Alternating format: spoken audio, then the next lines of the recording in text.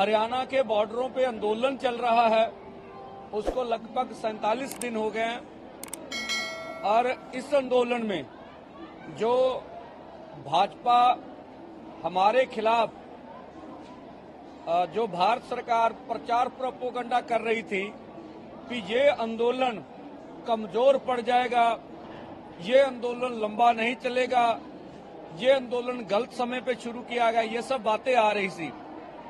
आप देख रहे हैं अमृतसर का तीसरा जत्था, आज हम लोग अमृतसर रेलवे स्टेशन से इसको शंभू बॉर्डर की तरफ रवाना करेंगे।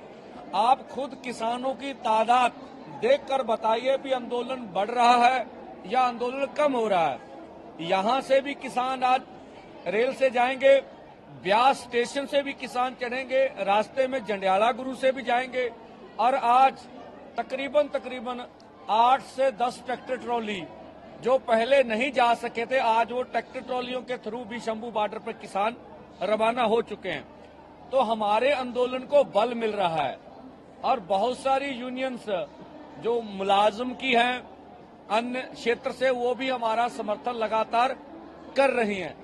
अब देखिए जिस तरह से भाजपा की सरकार बुखलाहट में आई हुई है, हमने देखा हमारे ऊपर आरोप लगता था कि ये आंदोलन अकेला पंजाब का है।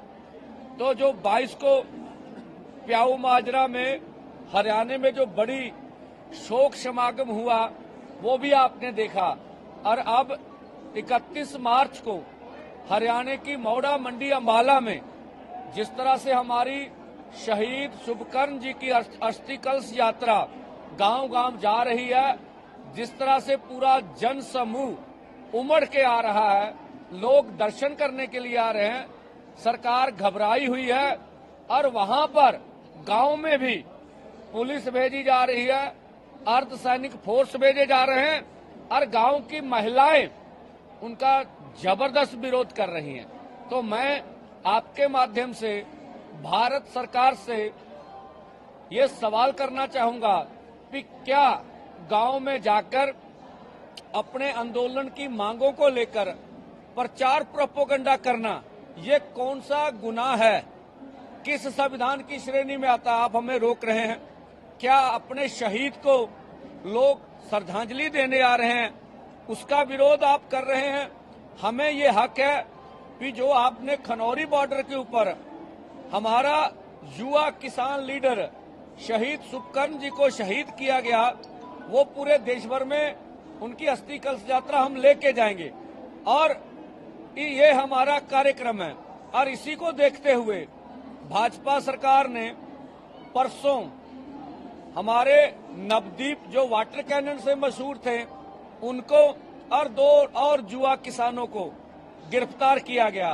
तो ये मुझे लगता है मोहाली एयरपोर्ट से गिरफ्तारी हुई, ये पंजाब की टेरिटरी है। हम भगवंत मान सरकार से भी सवाल करेंगे, क्या आपकी पुलिस को बता के हरियाणा पुलिस ने गिरफ्तार किया गया?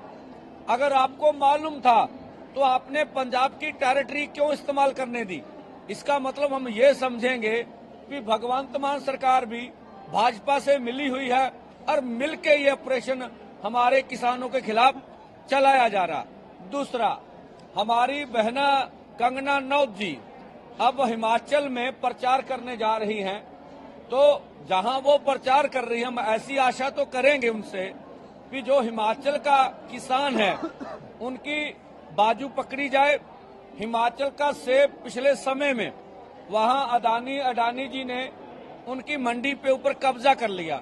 हम चाहेंगे, फिल्मी स्टार हैं वो किसानों को कम से कम सेब के ऊपर एमएसपी दवाएं और जो हमें उचित रेट चाहिए फसलों का, उसकी बात भी उनको करनी चाहिए।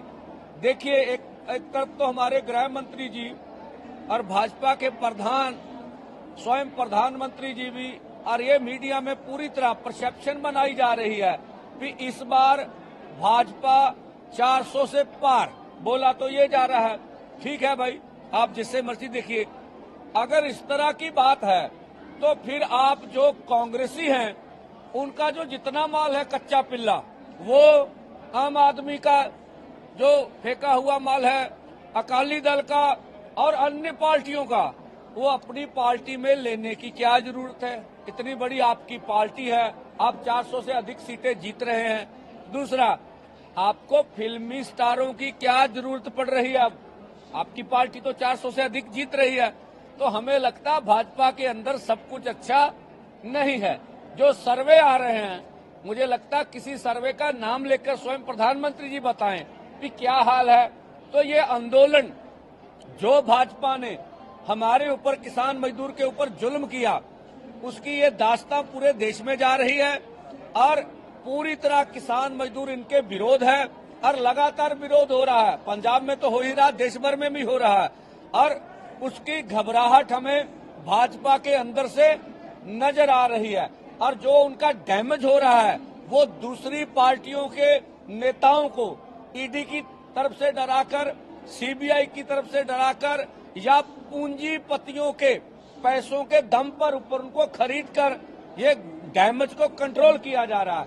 तो यही हमारा मानना भी, हमारा आंदोलन पूरी सफलता से आगे बढ़ रहा है और तब तक आंदोलन, आप आज मुझे कोई पत्रकार बंधु बता रहे थे अब 48वां दिन हो गया।